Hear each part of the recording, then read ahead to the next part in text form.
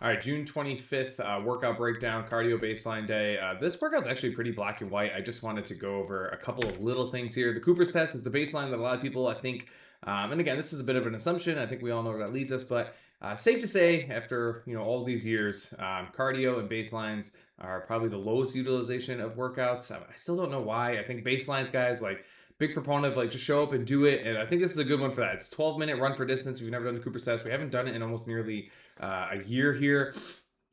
You do want to warm up appropriately. So there's not like an actual running warm up in the warm up. So when you guys, this clock starts, if you still haven't touched a treadmill, take a few minutes. I put 3 to 5 minutes in there, which does matter. So you do want to clock that a little bit. It's only a 35-minute block. If you take a full 5-minute warm up, do the 12-minute run, take your 3-minute transition, you can get the entire 15-minute EMOM done as well. If you go over that 5 minutes, then you will not get the entire 15-minute EMOM at the bottom, which again isn't the end of the world, just to be clear. So if you think you do need a little bit more time for that 5 minutes, then that 5 minutes, then by all means take it. But the goal is to be ready to go so the first few minutes of the run aren't part of the warm up. Like that's not a good way to approach a baseline or really anything.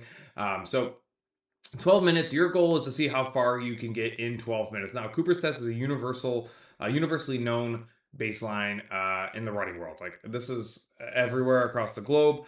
Everybody knows the Cooper's test. Everybody uses the Cooper's test to track and kind of set a foundation of their aerobic conditioning. And I think if you want to approach it that way, that's great. You can always go online and you can find so much data on the Cooper's test, whether you're female, male, whatever age you are. You can look up graphs, you can look up where you should be, where you want to be, where the best people in the world are. Like it's really cool. So it's neat in that context, whether you want to do it on a treadmill or you want to do it outside.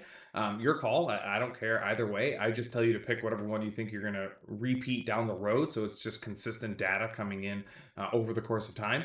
But I think the biggest thing for a lot of you guys, for those of you that maybe don't want to do the Cooper's test 100%, which I would imagine is the majority of us, even doing it at like 70 or 80% and just walking out of here having a really good idea of what 12 minutes yields us at that 70, 75, or 80% output, and having an understanding that when you get off the treadmill, like, hey, I tried to approach this at 70% and I barely made the 12 minutes. Like that and a lot of other outcomes are just more data for you guys to move forward and reference off of in upcoming workouts. And if you don't know me yet, like I like data. The more data you have, the more precise you can be. The more precise you can be, the quicker your guys are going to progress. That's just how it works. So whether you want to do this 100% or not, I urge you to just come 70, 75%, maybe floor approach, maybe treat it like a negative and just work on that. Like learn something from this dedicated 12 minutes. Again, it's not going to come back around for 8 to 12 months. So at least you got that going for you. The 3-minute EMOM at the bottom, this is a fantastic opportunity coming off of something like a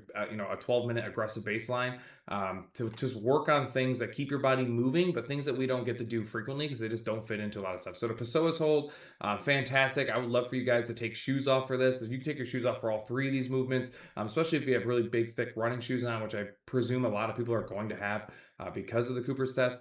So Pessoa's hold is all about obviously ankle, knee, and hip stability, but also hip flexor strength. So you're trying to keep your knee elevated at 90 degrees, keep your foot dorsiflexed, your toes pointed to the ceiling there, and just stabilize for 25 seconds. And you add weight, it's going to be right at a goblet for those of you that don't know. And you're just working on stability, trunk control, and obviously the joint control that we just briefly talked about. The plyo jumps, again, it keeps you moving. It allows you to stay barefoot again, which I think is a big deal coming out of this Cooper's test. And again, allows you to work on a little bit of force generation in a different kind of plane than you were when you were just running on the treadmill or outside. And then the devil's press, again, just keeps you moving. It's a movement that we don't get to really, fit in a lot because it's so taxing and so exhausting that it just doesn't fit well with a lot of stuff that we do.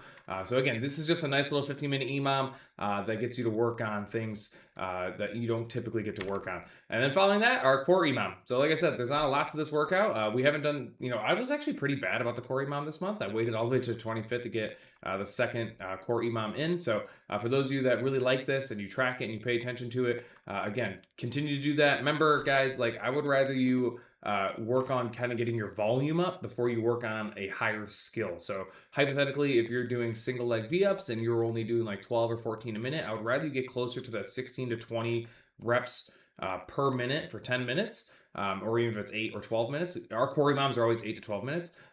Work on a little bit of volume increase before you work on going to the next skill. All right. So we want to build that foundation up, work on our capacity and our lactic threshold before we just jump up to the next skilled movement. Because again, if there's a kink in the chain, when you jump up in technicality, which is what jumping up in skill means, those kinks are going to be very glaring when the movement becomes more tacticianly hard. So anyway, second Corey Mom of the month. Won't see this again until August. Or I'm sorry, July. Geez.